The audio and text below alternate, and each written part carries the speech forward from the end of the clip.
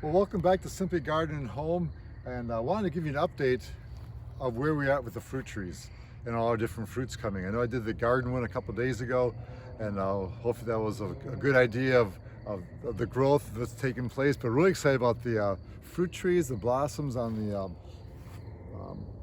blueberries just wrapped up here.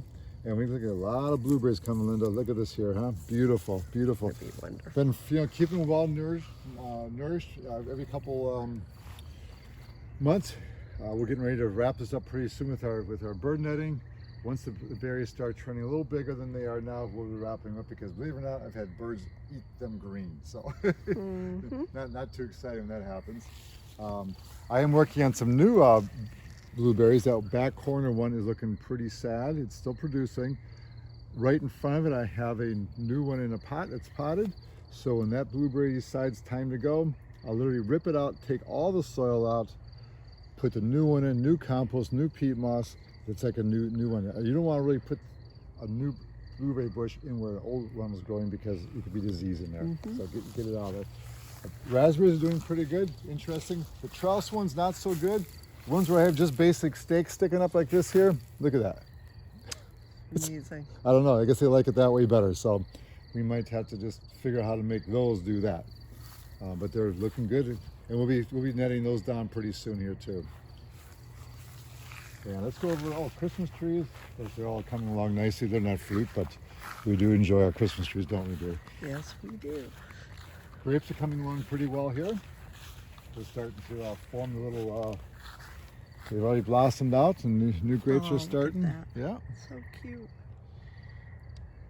I think this grapevine next to us here is ready to meet its end time. It's still producing on the bottom, but from my grandpa. Yeah, from your grandfather, And yeah. then to my dad. And then to me. And yeah. then to us. So I think it's kind of having its time, but we'll see what it does next year. These are newer ones in here. And my dad's 88, so that tells you how old these are. These three are, I bought these three here. Right, but the original two that are down all there. pretty much. Down there, yep. This one I bought a few years ago, probably about 15 years ago. They've produced a lot of grapes. Yes, really excited about apples this year. We had a drought, and I have an ongoing challenge of a neighbor who doesn't take care of his trees, so I have to do a lot of extra organic protections with bug traps, the little yellow things with a lure to attract different types of insects. But the apples are looking really, really good this year. Very, very happy with it. Here's the deal. We had a drought in May, and that really, believe it or not, that reduces the bug problems. So it gives you a good shot with the apples to get started without being attacked by all the bugs, even though I do spray organic stuff on there. The white stuff you're seeing is a clay product. It's called Surrounded Home and by Gardens Alive. And the idea is it coats the fruit and the insects have a hard time finding it. And then we've got, so something new we're doing this year. And you said organic, which is awesome. Organic, yeah. Always. So we are covering the cherries. In fact, this is interesting. One of those little guys right there, you can't see it, that wants to go inside. I just knocked it off. A little boy wanted to get inside. We cover the cherries with netting. This is like a $45 investment per tree, but we have, I want cherries. So we got. And it's completely encased. Covered, yeah. So I let it blossom first, got the pollination going, then we encased it with the netting, and the little bugs cannot get inside, and lay little eggs in there. And it was cheaper sowing it, yeah, just getting it by the yard on sale, versus you can buy it, but it's a good established size tree. It wouldn't be big enough, exactly. And this one over here is the same thing. Yep.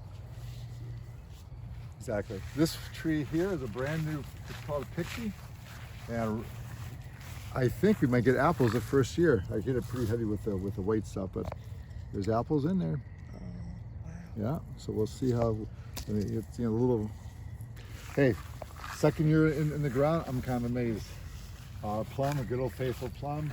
See a few plums coming along here. It's getting a little dark to focusing on those, but I've hit that with a spray also. Peaches, time to trim them. I mean, time to thin them. To thin them. Gotta get out and thin them, so I'll basically will thin them to every 5 inches, like that there, yeah. So So we got a lot of things. We'll probably start that tomorrow night. We gotta get the grandsons to Oh, they do love this. doing that. And they can reach that. Carter goes, can I climb the tree? Yes, with care, I'll let you climb the peach tree. Not this one here, it's too small, but there's a bigger one behind you.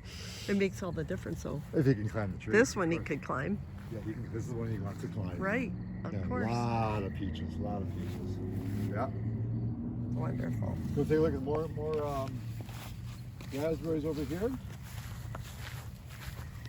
So these are a fall-bearing raspberry, but what's nice about it is this is the growth from last year's fall bearing, which will now produce a light crop in July. And then the new ones are coming up down below here. These are all new growths, which I'll come in pretty soon now and thin these out to every 8 to 12 inches apart. But I really find by keeping the straw mulch down, I do fertilize a couple times a year, and then I will start the liquid fertilizing, which I'll show that later on when it gets time to do that when they start producing fruit. We did lose our other raspberries further down, but we'll have to figure out how to replant that with something else. This old tree here doesn't want to give it up. It's still producing. Look at how Oh, I know. Yeah. amazing. Yeah, look over And here. you have it propped all the way up Yeah, all the time, right. every year. I know it's completely rotted through. Isn't that crazy? That is amazing. How is there any I don't know. nutrients There's nothing there. to go through there? Yep. And look at that. Yep. Of course, our It's happy next to the hive. But yeah, the bees are a conversation for another day. More apples here, doing very well. Look at this here. Wonderful. So there we go. And we should have a lot of apples for applesauce, apple pie, apple turnovers. And so I'm really excited. I think we should have a lot of apples this year. We're hoping. So just want to give you a quick overview of where the fruit trees are at this year. And we've had a good year. I mean, we had some nice rain. We had 2.5 inches the other day.